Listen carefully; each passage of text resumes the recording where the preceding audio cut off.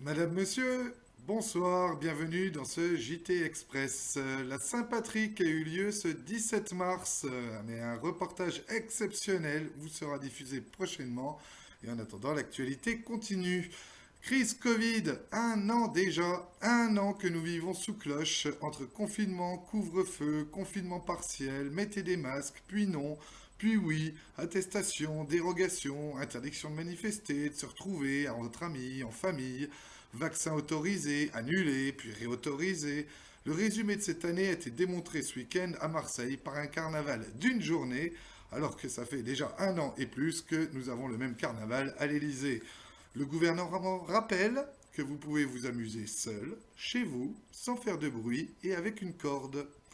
Et si un de vos voisins fait un barbecue, revoit ses voisins ou se jette par la fenêtre, n'hésitez pas à le dénoncer. La police ira contrôler que tout le monde a bien pissé avant 19 heures. Sport. L'environnement au service de la compétition. Devant les récentes inondations en Australie, la Fédération d'aviron et de kayak a organisé un entraînement sur place, grandeur nature, en vue des JO et d'un possible tsunami sur le Japon. Le bilan est de 12 morts, 5 disparus. Un appel aux dons a été lancé pour remplacer les rames et les pagaies. Fait divers. Un chat a mangé son maître. Le drame s'est déroulé ce dimanche dans la cuisine d'un jeune quadragénaire. Alerté par les cris, les secours sont intervenus, malheureusement trop tard.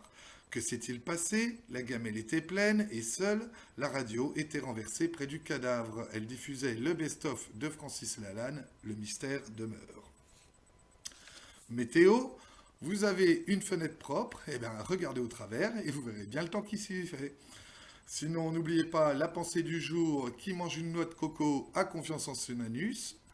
Il ne me reste plus qu'à vous souhaiter une bonne soirée, à bientôt et banzai!